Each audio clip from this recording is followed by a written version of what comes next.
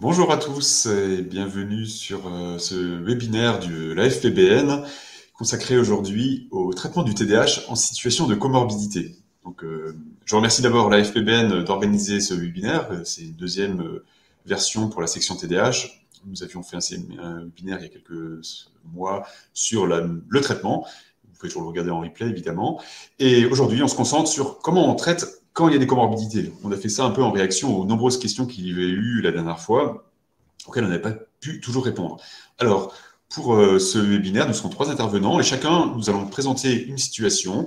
D'abord, pour trois situations très fréquentes dans le cadre du TDAH, troubles bipolaires, addiction et troubles de la personnalité. Et on va faire ça dans cet ordre-là. Et on va commencer par Marie Gachet, qui va nous parler de TDAH, traitement du TDAH quand il y a un trouble bipolaire. Marie, qui est psychiatre à Montpellier et qui va prendre la parole pour une petite vignette clinique et ensuite quelques conseils. On passera à la suite en enchaînant. Je vous propose de poser vos questions pendant la présentation dans l'onglet questions. Vous pouvez les poser par écrit. On y répondra à la fin quand nous aurons fait toutes les trois présentations. On va se garder à environ 25 minutes pour les questions pour avoir le temps d'échanger. Donc n'hésitez pas à écrire les questions au cours du temps. On les sélectionnera et on les traitera tout à la fin ensemble. Voilà, Marie, je te cède la parole et à tout à l'heure. Bonjour à toutes et à tous. Merci Sébastien pour cette introduction. Donc, je suis ravie de participer à ce deuxième webinaire sur le TDAH.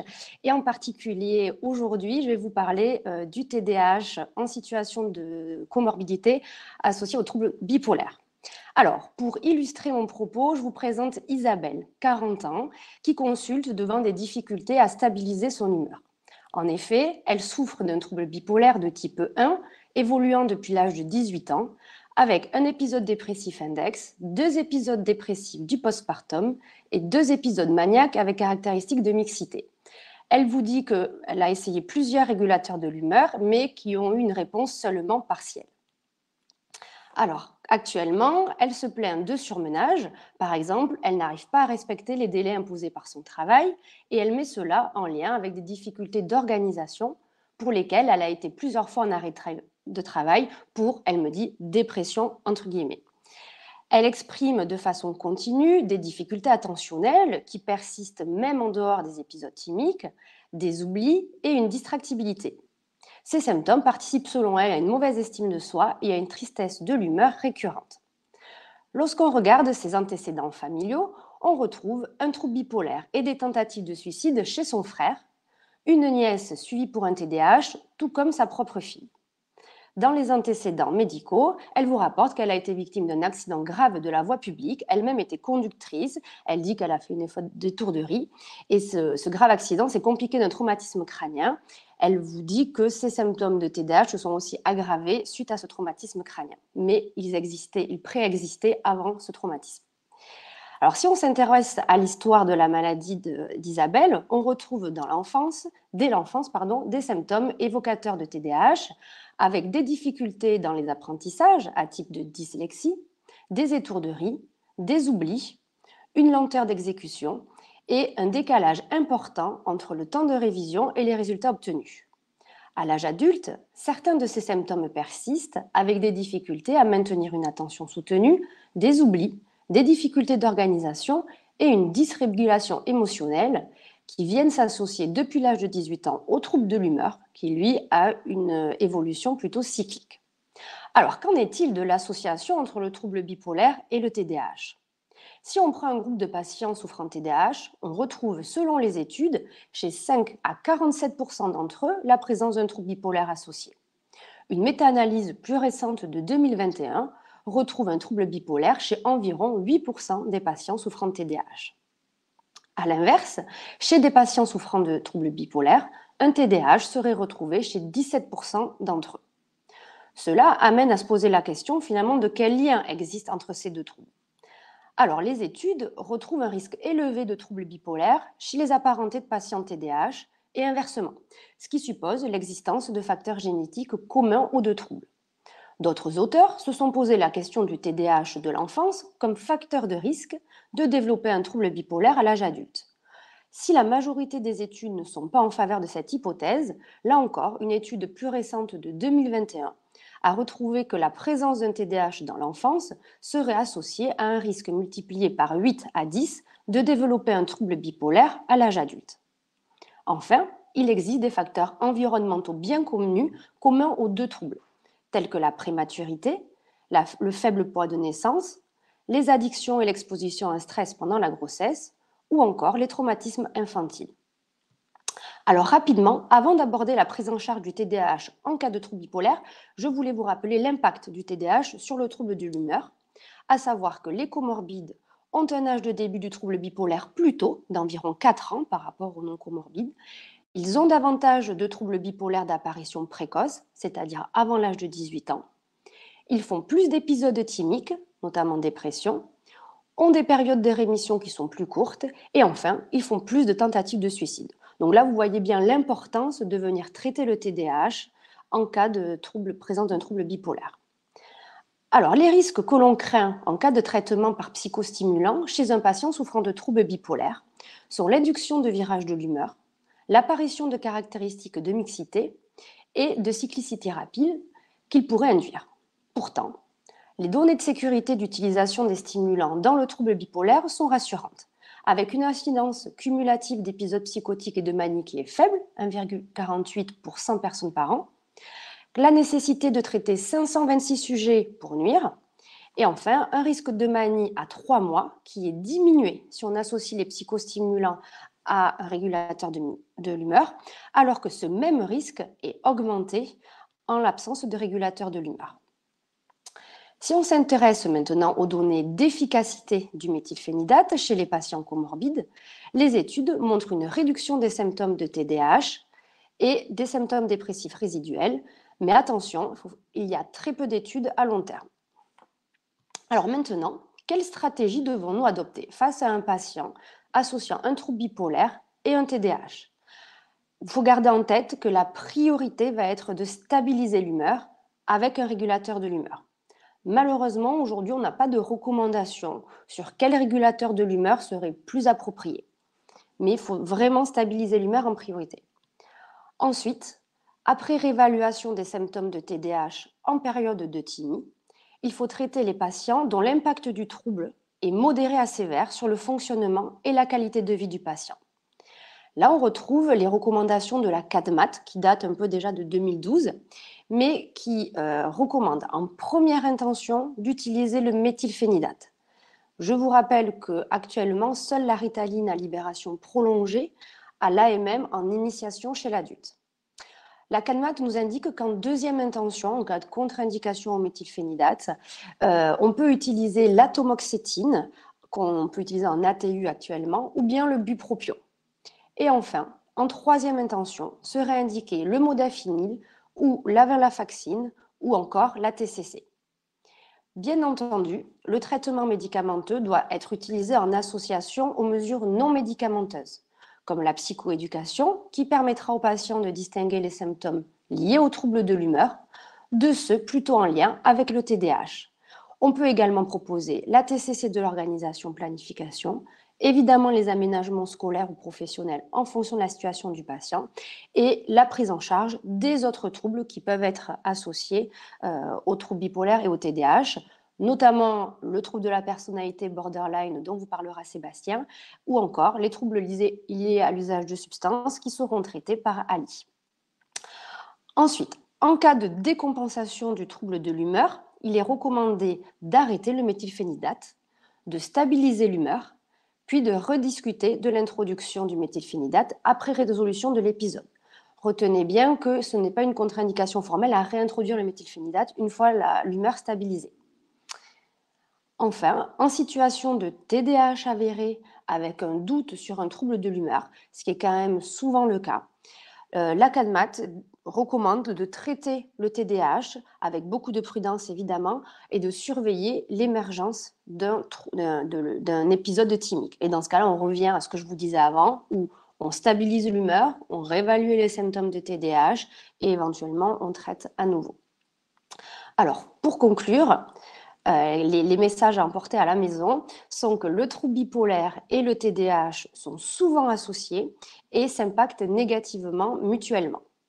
La stratégie à adopter est de toujours traiter l'humeur en priorité, donc avec un régulateur de l'humeur dans le cadre d'un trouble bipolaire, puis d'envisager de traiter le TDAH si son impact est modéré à sévère.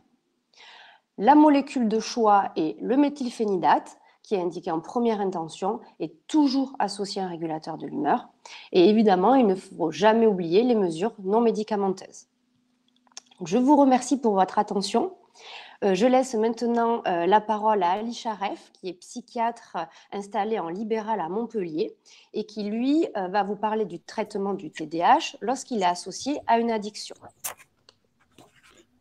Bonjour à tous, merci Marie. Donc aujourd'hui, je vais vous parler du traitement du TDAH dans le cadre des addictions. Et pour cela, je vais vous présenter l'exemple de Maxime, 26 ans. C'est un jeune homme qui s'est présenté à ma consultation sur les conseils de son médecin traitant et de ses proches surtout. Il n'avait pas d'antécédents psychiatriques personnels ou familiales retrouvés à l'interrogatoire, sous réserve d'évaluation et de recherche dans la famille, qui n'avait pas eu lieu. Il consommait du cannabis depuis l'adolescence. Au niveau de son parcours de vie, donc c'est un jeune homme qui est fils unique, qui a ses deux parents. On ne retrouve pas de traumatisme particulier au cours de l'enfance. Et ses parents le décrivent clairement comme un enfant turbulent, assez casse-cou, qui a besoin de faire beaucoup de sport pour se dépenser. Actuellement, il vit en couple depuis 1 an. Il a une scolarité assez moyenne. C'était un élève plutôt dissipé, assez bavard, qui travaillait pas forcément beaucoup, mais qui maintenait des résultats corrects. Après le lycée, il a fait 2 années de faculté, il me semble, de LEA.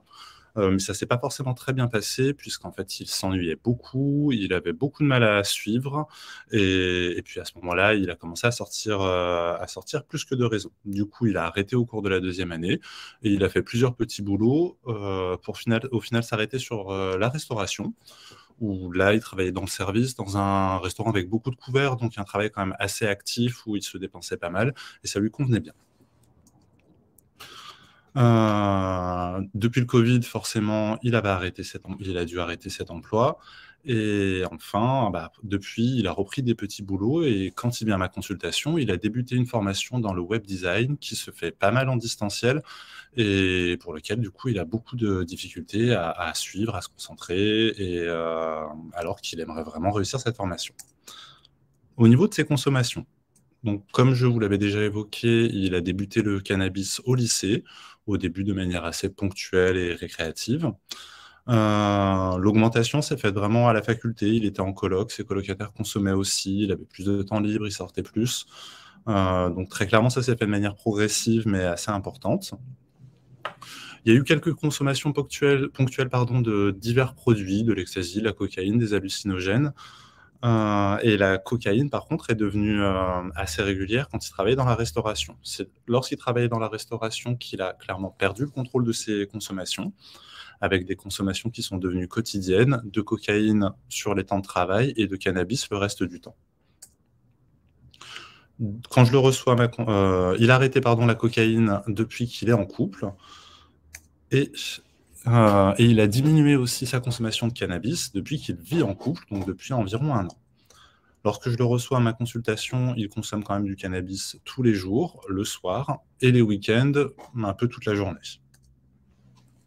Ses motivations à consommer, c'est surtout pour se détendre, pour se poser et pour dormir.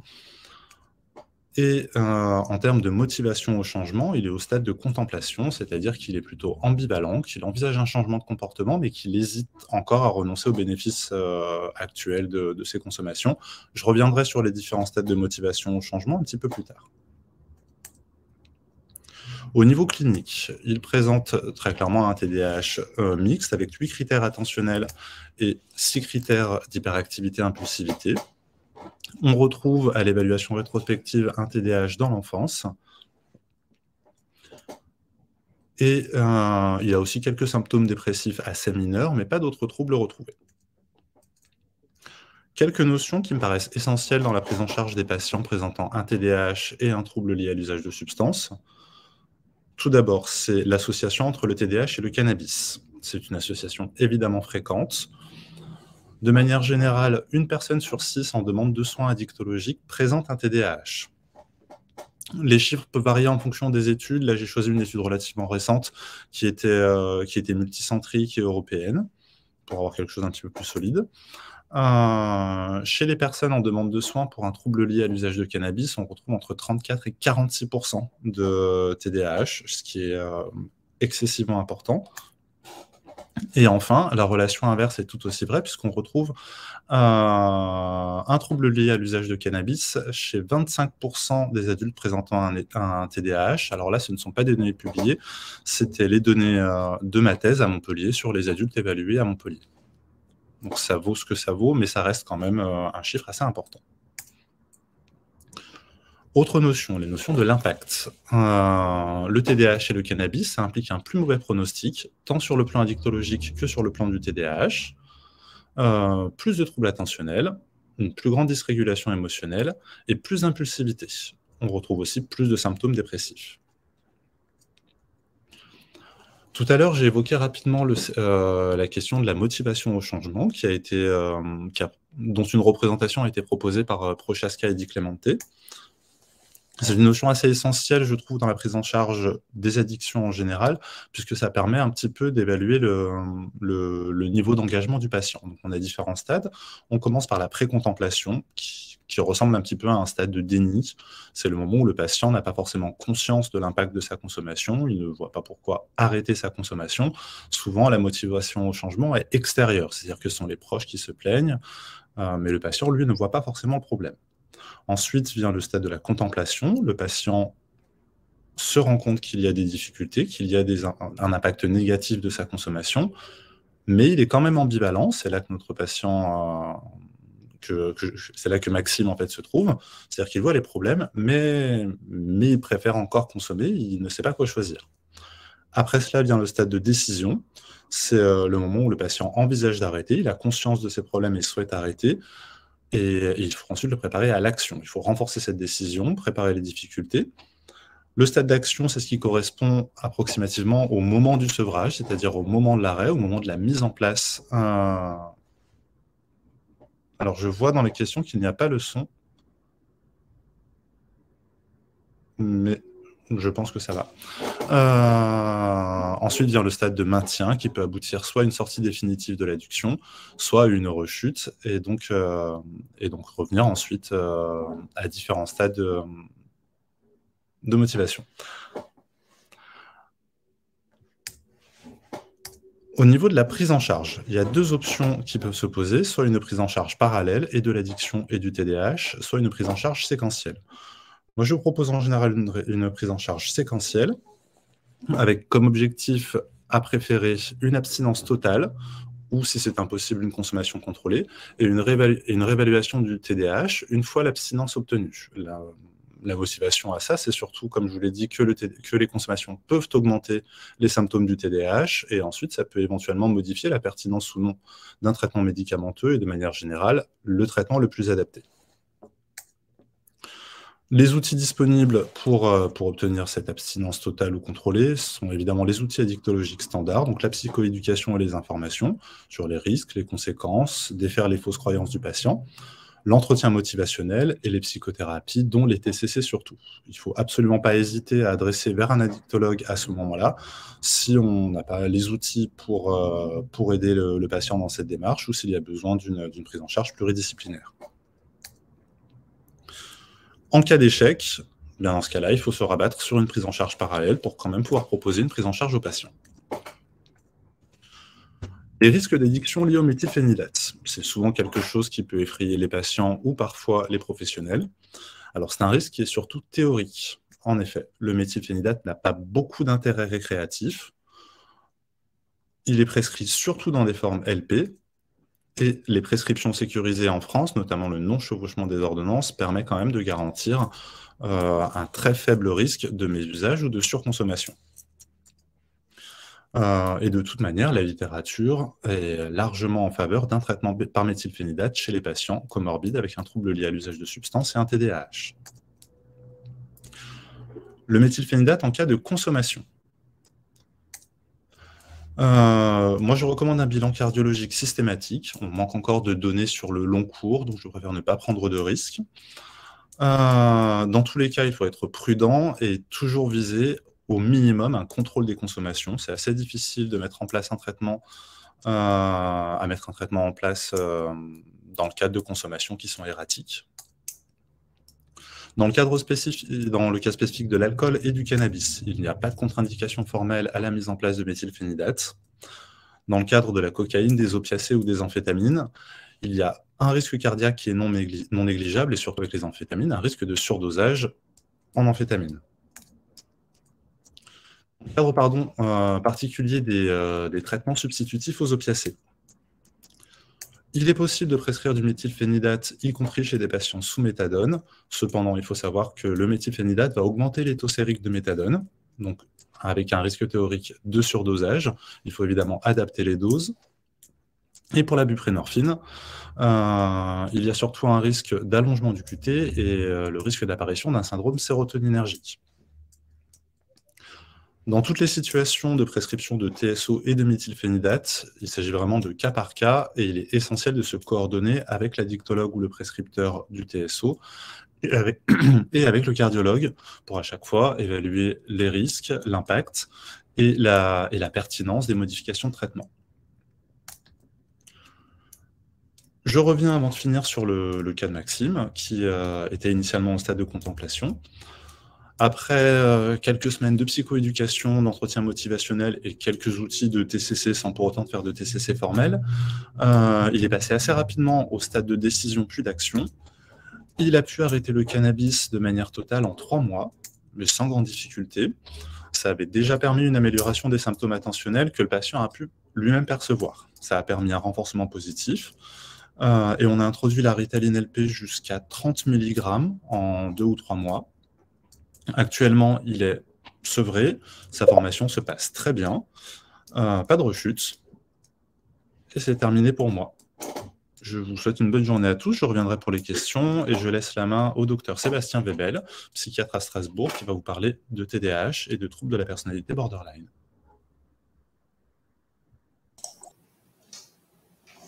Merci Elie.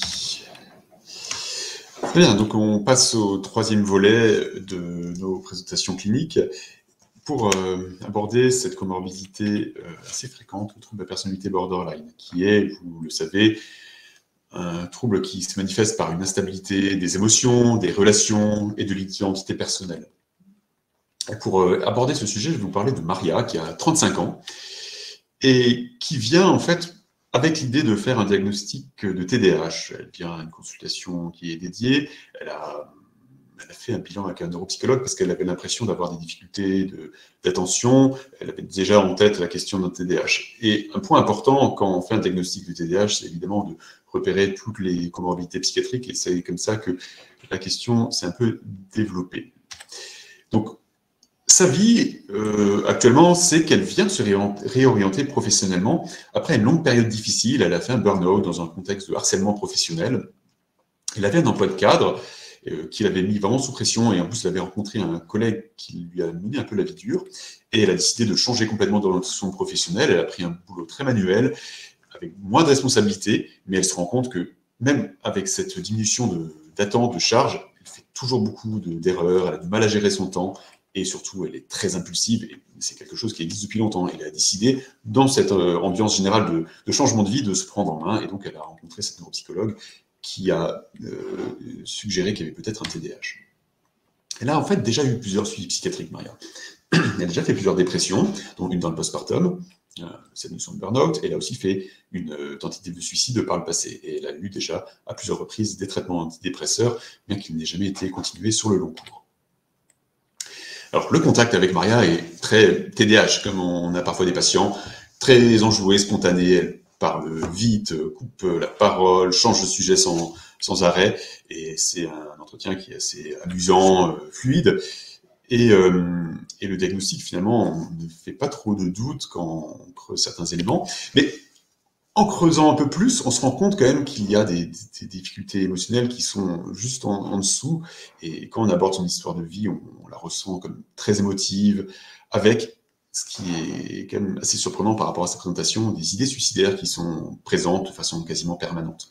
Elle met vite ce sujet de côté en disant « je ne le ferai pas, j'ai 2 enfants, je ne peux pas faire ça pour eux ».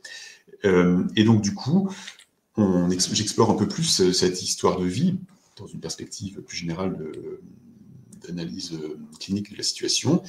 Et je repère une situation d'adversité infantile assez sévère, hein, avec une mère qui avait des problèmes d'alcool, des tendances suicidaires chroniques, et qui a été plusieurs fois hospitalisée alors qu'elle était enfant, quand Maria était enfant, ce qui a conduit à des situations de séparation de sa mère qui ont été assez difficiles.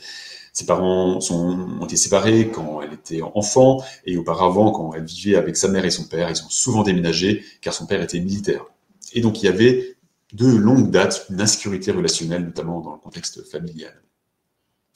Événement supplémentaire que j'explore assez systématiquement, c'est la notion d'événement traumatique, et elle a en effet été attouchée par un oncle quand elle était jeune adolescente, c'était après la séparation de ses parents, avec sa mère qui a balayé le sujet quand elle a essayé de lui en parler. Cet oncle d'ailleurs a été jugé quelques années plus tard pour des attouchements sur un de ses cousins. Et donc, en explorant plus spécifiquement le TDAH, je retrouve de façon très claire une symptomatologie typique de type combiné pendant l'enfance. C'était une enfant très souvent punie, parce qu'elle ne faisait pas son travail, elle ne tenait pas en place, elle dérangeait la classe. Et cette instabilité avait été identifiée par les enseignants et souvent mise sur le compte des difficultés qu'elle pouvait avoir du fait d'avoir des déménagements fréquents, de changer d'école, de changer de copain. À la maison, elle était très souvent critiquée, on lui disait qu'elle ne faisait pas d'efforts, qu'elle était un peu une bonne à rien, et on la comparait souvent à ses frères et sœurs. Alors, son adolescence a été particulièrement mouvementée, prise de risques au niveau sexuel, conduite automobile, consommation. Ses études qu'elle a entreprises, c'était une jeune fille intelligente, elle a eu pas mal de mal, elle a échoué à plusieurs reprises, mais une fois qu'elle a trouvé un travail, elle a très vite progressé, elle se sentait plus à l'aise quand elle avait des choses concrètes à faire, et elle a bien évolué, et elle est devenue cadre dans l'entreprise qui l'avait embauchée. Alors, si on regarde un peu les symptômes au niveau du trouble borderline, j'en repère quelques-uns. Elle a une réactivité émotionnelle marquée, avec des émotions assez spécifiques, de honte, de dégoût d'elle-même qui peuvent être très facilement évoquées. Son humeur est très variable d'un jour à l'autre, et souvent sur même journée, avec par ailleurs un syndrome prémenstruel qu'elle décrit. Des colères sont très intenses, avec parfois notamment avec des personnes auxquelles elle tient, ses amis et ses anciens compagnons, avec des comportements de régulation émotionnelle pas toujours fonctionnels, comme des crises de binge eating, et elle prend ça pour s'apaiser.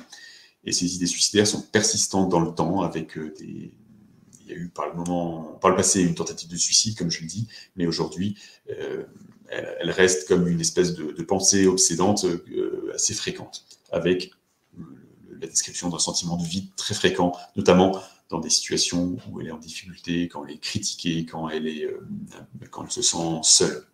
Et les relations interpersonnelles sont assez instables. Elle a un fort vécu d'abandon, et souvent les relations se font aussi avec des personnes qui ne sont pas forcément bienveillantes. Elle a eu des relations avec des compagnons qui ont été parfois malmenants envers elle.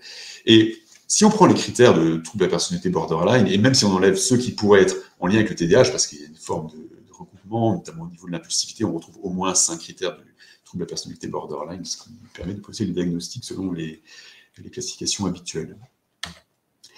Donc, l'association est très fréquente, et évidemment, les études épidémiologiques le repèrent. On peut comprendre que le TDAH pendant l'enfance est un facteur de risque pour un trouble de la personnalité borderline, et cela pour plusieurs raisons en fait.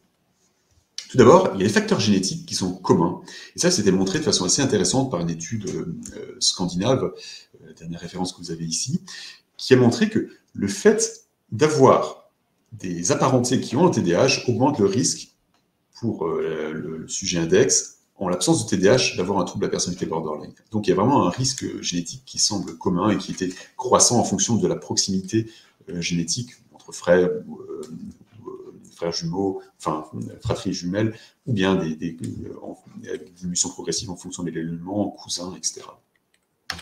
C'est au niveau génétique, mais aussi certainement des facteurs développementaux psychologiques. Le fait d'avoir un TDAH fait que on a plus de chances d'être dans un environnement qui serait invalidant, avec un rejet par les pairs, être critiqué parce qu'on ne fait pas assez d'efforts à l'école, par exemple, mais aussi expose plus facilement à des risques d'exposition à des phénomènes traumatiques. On a moins tendance à anticiper les conséquences à long terme, on est plus impulsif, on a plus de chances d'avoir des accidents, on a plus de chances de suivre des personnes sans réfléchir vraiment aux conséquences. Ensuite, le fait d'avoir des échecs récurrents, on peut augmenter un sentiment d'incapacité et baisser de façon significative l'estime de soi, ce qui peut avoir aussi un impact comme sur le risque de troubles de la personnalité borderline. Enfin, le fait d'avoir un TDAH met en difficulté la capacité d'apprendre des compétences de régulation émotionnelle qui se développent au fur et à mesure de l'enfance et de l'adolescence et qui s'appuient finalement assez souvent sur les fonctions exécutives qui sont, chez nos patients TDAH, moins efficaces. Et donc, l'apprentissage de ces compétences de régulation émotionnelle est aussi moins efficace. Et du coup, on a plusieurs raisons qui font que certains aspects développementaux sur le plan émotionnel se passent moins bien chez nos patients TDAH. Avec aussi, dans le cas de trauma, notamment pendant l'enfance, le TDAH comme quelque chose qui pourrait perpétuer des phénomènes de disconnexion mentale, notamment pour ceux qui sont un peu familiers des situations de trauma complexes, ça peut augmenter ces phénomènes de dissociation plus ou moins chroniques qu'il peut y avoir chez les patients qui ont vécu des événements traumatiques et peut entraîner des cercles vicieux au niveau de l'évitement expérientiel notamment. Alors, on sait aussi que dans l'autre sens, les problèmes émotionnels, affectifs augmentent le retentissement du TDAH, avec notamment le fait d'avoir une sensibilité émotionnelle marquée ou bien des difficultés interpersonnelles, moins de ressources pour compenser les difficultés liées au TDAH qui persistent à l'âge adulte. Donc, il y a une interaction finalement entre des faibles autorégulations au niveau neurodéveloppemental par le TDAH et aussi, si on peut le dire comme ça, psychodéveloppemental avec une dérégulation émotionnelle et des déficits exécutifs qui s'intriquent, ce qui explique probablement la forte comorbidité entre les deux troubles.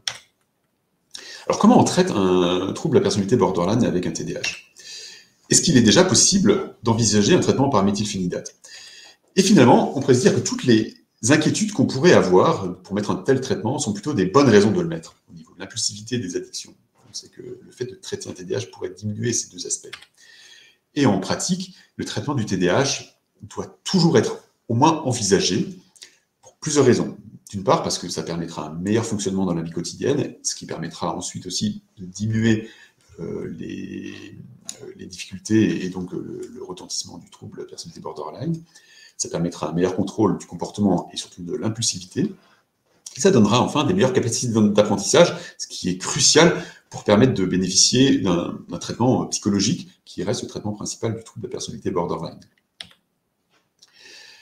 Donc, le traitement doit être toujours envisagé, mais évidemment, il ne suffira pas parce que certains symptômes ne diminueront pas avec le traitement par méthylphénidate, et notamment toutes les autres dimensions du trouble de la personnalité borderline qui sont les difficultés interpersonnelles et ce qui justifie un traitement par psychothérapie, et notamment les psychothérapies structurées qui sont efficaces dans le trouble de la personnalité borderline, comme le GPM, Good Psychiatric Management, qui est une psychothérapie assez flexible et basée sur différentes approches théoriques, mais aussi la thérapie comportementale dialectique ou la thérapie basée sur la mentalisation. Et le traitement permettra probablement d'optimiser la réponse à la psychothérapie, ça a été montré notamment dans des études observationnelles, où le fait d'avoir, chez les patients qui avaient les deux diagnostics, ceux qui étaient traités répondaient mieux à la thérapie. Alors, il est toujours important de penser de façon processuelle quand on envisage un traitement, et je veux dire par là qu'il est important de comprendre là où le traitement du TDAH va avoir un effet. Reprenons notre situation, il y a un TDAH avec une enfant qui est un peu bizarre ou différente à l'école, et qui est maltraitée par ailleurs pour plusieurs raisons. Elle développe un trouble de la personnalité borderline qui implique en soi une impulsivité, une dysrégulation émotionnelle, plus le manque de confiance en soi qui est déjà aussi lié aux échecs passés. On peut aussi comprendre que le TDAH persiste à l'âge adulte avec une instabilité de l'intention, ce qui a aussi un impact sur l'impulsivité et la dysrégulation émotionnelle. Et évidemment, tous ces facteurs entraînent des échecs dans les études, des échecs professionnels. Qu'est-ce qui se passe quand on traite par méthylphénidate? On aura essentiellement un effet au niveau de l'instabilité de l'attention, un petit peu au niveau de l'impulsivité. Et si on s'attend à un effet global, on risque d'être un peu déçu. Et c'est seulement avec des effets indirects, quand on aura amélioré l'attention avec des réussites par la suite, on pourra avoir un effet sur la confiance en soi, les évitements, les échecs, mais aussi indirectement sur la régulation émotionnelle. En soi, le traitement seul n'a pas un effet très important sur la régulation émotionnelle par rapport aux autres aspects du TDAH qui sont traités, mais ça peut être des choses indirectes. Et c'est pour cela que c'est très important d'avoir ça en tête pour ne pas être déçu, soi-même en tant que psychiatre ou thérapeute, mais aussi pour le patient. Ce qui souligne l'importance de la psychoéducation, expliquer ce type de modèle, comment on essaie de comprendre les choses et à quoi on peut s'attendre, il faut l'expliquer aux patients. Au niveau pratique, il est souvent recommandé de commencer doucement le méthylphénidate pour avoir le temps de voir ce que ça donne au niveau des différentes composantes, des symptômes, et surtout identifier d'autres comorbidités. On sait que dans le trouble de la personnalité borderline, il existe pas mal de comorbidités associées en plus du TDAH, notamment les troubles anxieux, les troubles de l'humeur et le stress post-traumatique. Enfin, ne pas oublier d'enlever tous les traitements qui sont parfois inutiles, voire délétères, et notamment tous les traitements sédatifs qui sont parfois beaucoup utilisés pour des patients qui sont particulièrement impulsifs. Alors, sur la durée, on sait que le fait d'avoir un trouble de la personnalité borderline augmente le risque d'interrompre un suivi, donc c'est un point vraiment important à monitorer, encore plus que chez les patients qui n'ont pas de trouble de personnalité borderline. Il existe de nombreux freins à la poursuite du traitement, le fait d'avoir une faible estime de soi, le fait d'avoir peut-être aussi des difficultés interpersonnelles qui peuvent se manifester dans la relation thérapeutique. Et donc, il est important de motiver les patients, les aider à prendre les bonnes décisions, et c'est essentiellement en leur expliquant, en annonçant les diagnostics, en annonçant notamment le diagnostic de trouble de la personnalité borderline, et en l'expliquant ce que ça veut dire en pratique, qu'on pourra les aider à être motivés à poursuivre des soins. Alors, quelques petits conseils au niveau du traitement. Premier conseil, ça serait d'être très attentif aux troubles bipolaires. On a souvent ce diagnostic un peu compliqué, ce triple diagnostic TDAH, trouble de la personnalité borderline et trouble bipolaire. Être très attentif aux attentes concernant le traitement par méthylphénidate, pas s'attendre à des effets magiques et peut-être bien aider les patients à faire la part des choses et surtout aussi, donc du coup, bien faire le diagnostic des comorbidités quand on identifie un TDAH chez un patient, ne pas passer à côté d'un trouble de la personnalité borderline ou un trouble de la régulation émotionnelle lié à un autre trouble de la personnalité. Et insister vraiment sur cette psychoéducation, sur la régulation émotionnelle, qui est finalement un premier pas vers une psychothérapie, idéalement une psychothérapie structurée, associée à un traitement spécifique par méthylphénidate. Voilà, j'en ai fini. Et donc, on va pouvoir passer à la partie répondre aux questions. Donc, Marie et Ali vont nous rejoindre. N'hésitez pas à poser vos questions dans l'onglet. Le webinaire sera disponible en replay. Donc, vous pouvez le regarder et récupérer les diapositives par ce biais-là. Vous aurez le lien un peu plus tard via le même canal que vous avez d'invitation qui a été mis en place jusqu'à présent. Merci beaucoup Sébastien pour ton intervention. Alors on a déjà quelques questions. La première qu'on va adresser à Ali, qui combine finalement deux questions, une d'Alice et une de Damien, qui concerne les traitements substitutifs. Damien se pose la question de l'augmentation du QT avec la buprenorphine, comme indiqué dans le diaporama d'Ali. Et Damien demande si ce risque n'est pas plutôt à redouter chez les patients qui sont substitués par méthadone. Et il demande si ce serait possible de transmettre les données concernant l'augmentation du taux sérique de méthadone lors de l'adjonction de méthylphénidate. Alors, pour répondre à la première partie de la question sur le risque d'allongement du QT lié à la méthadone, effectivement, en fait, ce risque d'allongement du QT va avec la méthadone. Il est déjà bien connu, bien décrit, et il est effectivement majoré en cas de prescription de méthylphénidate. D'une part, parce qu'il y a un cumul de risques, et d'autre part, puisque, comme je vous le disais, il y a un risque potentiel d'augmentation des taux sériques. Ensuite, pour les données des taux sériques, il faudra que je vois avec les organisateurs par quels moyens je peux vous transmettre les données, puisque je ne les ai pas sur cet ordinateur-là, malheureusement. Donc, je reviendrai vers vous. De toute façon, Damien, j'ai noté votre nom pour pouvoir vous recontacter. Et j'essaierai de vous les faire parvenir au plus vite. Merci beaucoup Ali là, pour cette réponse. Alors on fait ensuite peut-être d'autres questions à traiter. J'en avais identifié une pour le trouble bipolaire, Marie, comme ça tu pourras y répondre. Oui, d'accord.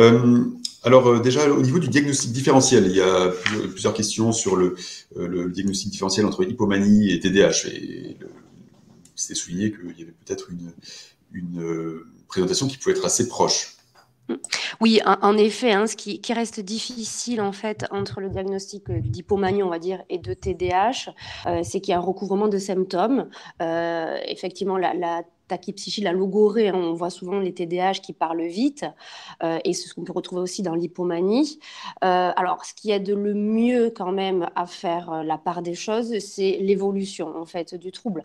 Moi, ce que je pose souvent comme question à mes patients, c'est est-ce que vous êtes dans votre état habituel, là tout de suite, ou pas? Donc, ça peut déjà permettre un peu de faire la distinction entre le TDAH, où il parle de façon chronique, de façon assez accélérée, et l'hypomanie, où il va vous dire, bah non, ça fait justement quelques jours que je parle comme ça. C'est vraiment ça qui sera au premier plan. Je trouve que l'exaltation de l'humeur, quand même si on a des TDAH qui sont un peu dysrégulés, qui peuvent être un peu enjoués, ils sont pas euphoriques et pas exaltés comme peuvent l'être les hypomanes. Voilà. Enfin, l'autre symptôme un peu, c'est sur les troubles du sommeil. Malheureusement, les TDAH ont souvent des troubles du sommeil, mais c'est plus à type de décalage de phase. Donc, ils vont vous dire, j'arrive pas à m'endormir. Bon, effectivement, j'ai les idées en ébullition, mais une fois que je dors, je peux dormir de façon assez prolongée. Tandis que les hypomanes, ils ont clairement une réduction de leur temps de sommeil. Donc, ce sont un peu les symptômes qui peuvent nous aider à avancer tout au moins dans le diagnostic. Merci Marie. Alors, j'avais une question. Alors, on switch d'une comorbidité à l'autre, mais finalement, elles sont souvent assez associées. Alors, la prescription d'atomoxétine en première intention dans le cadre de troubles addictifs. La question s'adresse peut-être à Ali. Est-ce que ça a un sens de commencer d'abord par l'atomoxétine dans ce cas-là? Alors, je ne vois pas forcément l'intérêt de commencer par l'atomoxétine, puisque ce n'est pas forcément un traitement de première intention, même en dehors de comorbidité, et que le méthylphénidate a aussi de bons résultats dans l'addiction. Donc, à moins d'avoir une contre-indication formelle au méthylphénidate ou qu'il y a un échec, ce qui du coup placerait l'atomoxétine en deuxième ligne, il ne me paraît pas forcément pertinent de l'envisager en premier lieu.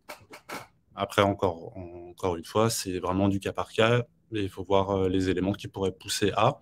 Mais là, spontanément, je n'en vois pas particulièrement. Et une question qui est peut-être annexe est la liste d'examphétamine, qui est un traitement alors qui n'est pas disponible en France. On peut l'avoir dans certains cas un peu difficilement en autorisation d'accès compassionnel ou ATU. Mais qu'est-ce que tu en penses dans les addictions?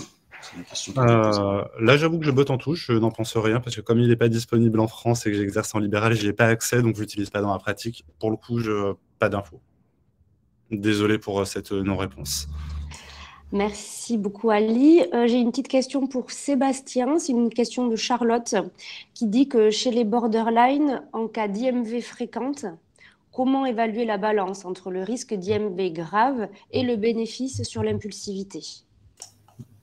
Alors, effectivement, on est parfois dans cette problématique-là de patients qui prennent des traitements de façon impulsive et on est un peu hésitant à mettre un traitement dans ce cas-là.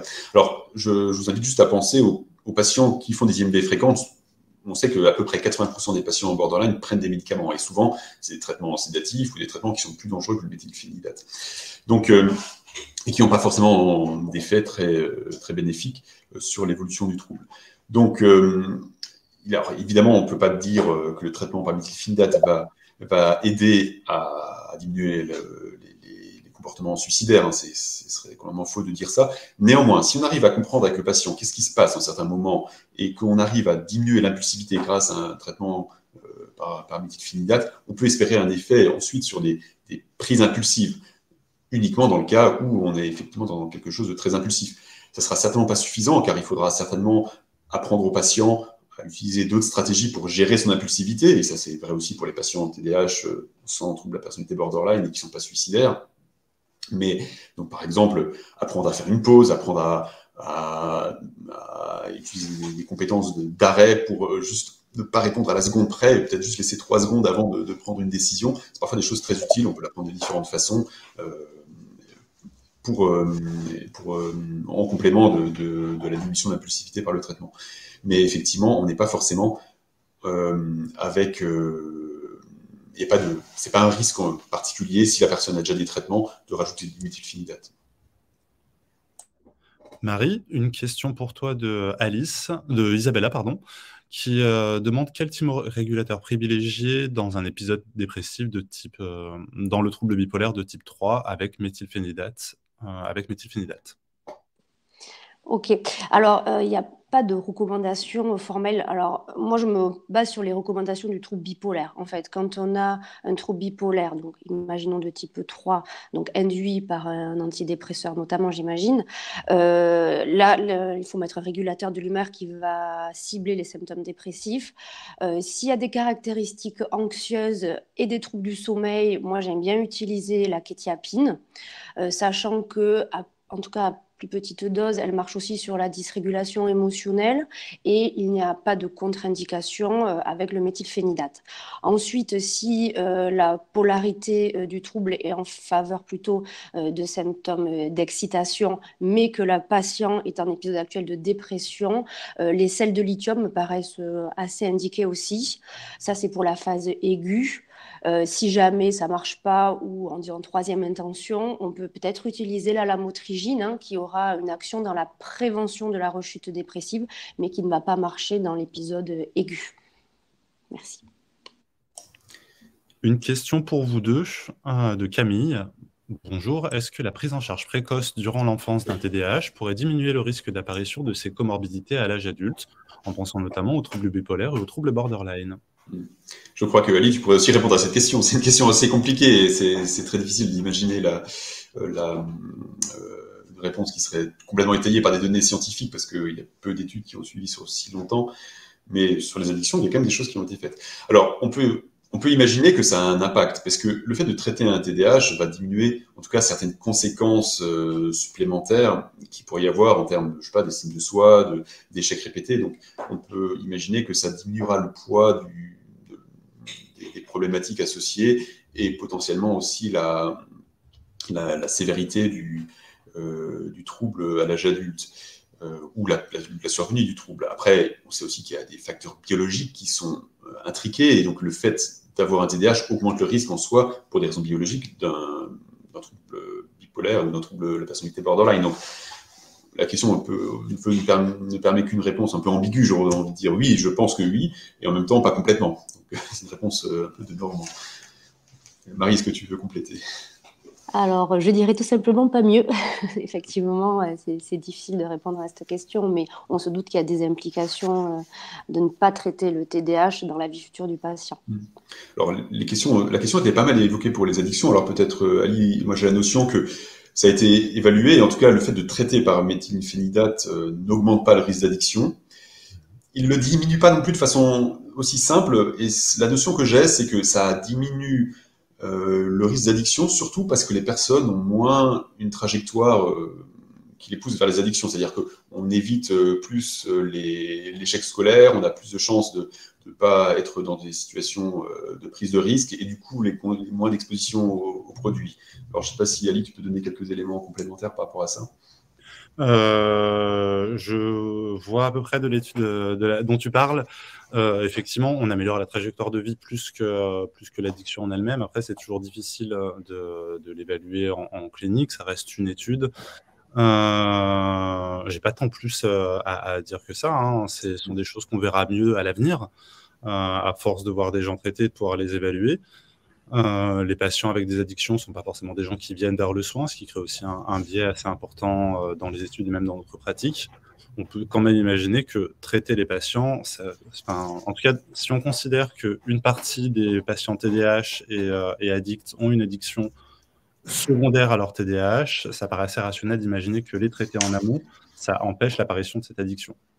Si on imagine que le TDAH peut être secondaire à une addiction, ça ne marche pas. Et si on imagine que les deux s'alimentent, ça paraît aussi rationnel de penser que traiter l'un améliore par ruissellement le second. Ok. Alors je vois une question qui a été remontée, disons, par quelqu'un qui voudrait une réponse, c'est par rapport au TDAH et psychopathie. Alors je vais peut-être répondre à cette question. Alors quels sont les troubles de la personnalité qu'on retrouve le plus ? Alors psychopathie, parle aussi de troubles de la personnalité antisociale. Donc, effectivement, si on regarde entre les hommes et les femmes, chez les femmes, on a plus trouble de la personnalité borderline, chez les hommes, plus souvent un trouble de la personnalité antisociale, avec aussi peut-être une tendance chez les hommes à diagnostiquer plus facilement un trouble de la personnalité antisociale qu'un trouble de la personnalité borderline, parce que les hommes ont plus tendance, pour des raisons aussi sociologiques, à aller vers des actes délictueux que les femmes, en fait, ce qui peut toujours se discuter. Mais donc, il y a aussi un biais diagnostique, c'est-à-dire qu'on sous-diagnostique certainement beaucoup plus le trouble de la personnalité borderline chez les hommes pour des raisons de représentation que l'on peut avoir. Il ne faut pas oublier aussi, chez les hommes, un des troubles de la personnalité qui est plus fréquent chez les personnes avec TDAH, c'est le trouble de la personnalité narcissique, qui est aussi surreprésenté. Mais donc, évidemment, quand on regarde dans certaines populations particulières, comme par exemple les populations carcérales, on retrouve une forte prévalence de cette association de troubles de la personnalité antisociale et de TDAH.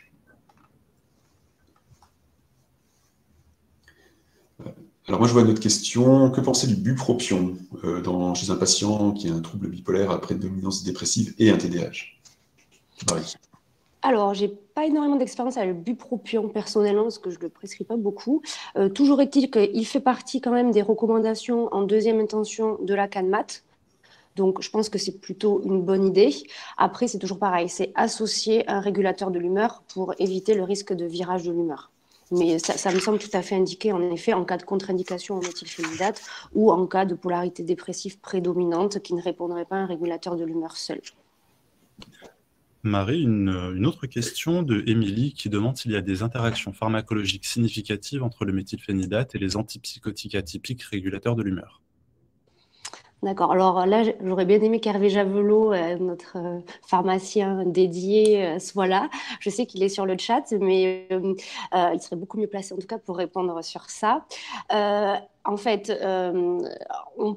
logiquement, on se dirait que les antipsychotiques et le méthylphénidate, ça serait pas compatible. Ils jouent tous les deux sur la voie dopaminergique, mais pas dans le même sens. Donc, pharmacologiquement, on pourrait dire que ça ne va pas vraiment ensemble. Ceci dit, en fait, c'est quand même utilisé ensemble. Par exemple, chez les enfants, quand il y a des troubles du comportement ou quand il y a de l'anxiété, on peut utiliser des antipsychotiques atypiques, notamment la risperidone. Les Canadiens utilisent beaucoup la kétiapine, enfin les Français aussi d'ailleurs peut-être, en association au méthylphénidate. Donc, en soi, c'est plutôt une bonne association. Ça dépend des symptômes qu'on va viser, mais pharmacologiquement, c'est compatible.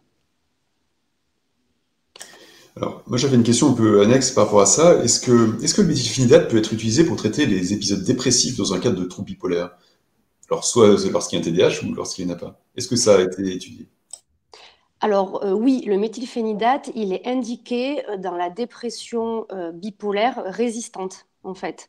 Et on a montré, alors je ne vous l'avais pas vraiment évoqué dans mon topo parce que ce n'était pas tout à fait le sujet, mais le fait de préparer cette présentation m'a permis de refaire un peu la littérature sur ça. Et effectivement, le méthylphénidate, en dehors d'un TDAH avéré, peut être utilisé. Alors c'est en 3e ou 4e ligne des traitements de la dépression bipolaire, mais oui, effectivement, ça a tout à fait une indication.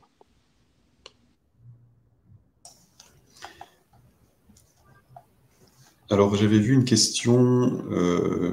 Est-ce que le TDAH, alors c'est une question qui peut-être auquel on a déjà répondu, mais est-ce que le TDAH peut causer un mal-être qui favoriserait une addiction? Ali, est-ce que tu veux répondre à cette question? Alors, je pense que la réponse la plus évidente, c'est que oui, forcément, le TDAH peut en soi entraîner des addictions. On le voit parfois dans certains parcours de vie. On voit certaines consommations clairement motivées par des symptômes de TDAH, des gens qui consomment pour se concentrer, des gens qui consomment pour calmer une certaine forme d'hyperactivité motrice.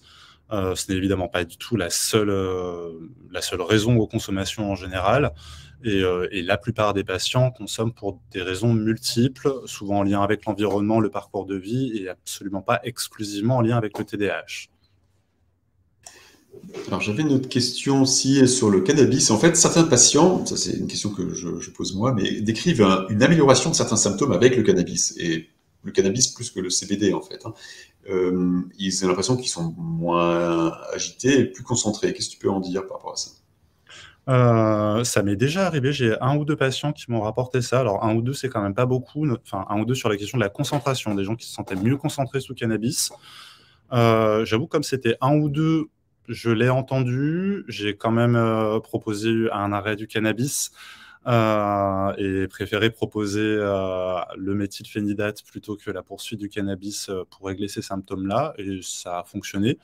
Pour l'instant, j'en ai pas encore vu assez pour pouvoir expliquer cet effet-là. Après, sur l'hyperactivité motrice, clairement, ça a bien souvent un effet. Un effet, en tout cas, au cours des consommations. Après, on a tout le côté sevragement qui peut apparaître à distance des consommations, le lendemain, sur la journée, ou à des moments où les patients ne peuvent pas consommer.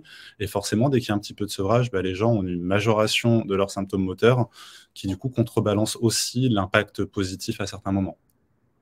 On améliore à certains moments, mais ça s'aggrave à d'autres. Et du coup, la seule solution du patient, c'est de rapprocher les consommations et rapidement de perdre le contrôle ou de consommer en permanence. Donc, ce n'est pas forcément ce qu'on peut recommander. Je ne sais pas si ça répond à ta question. Oui, très bien, merci. Parfait.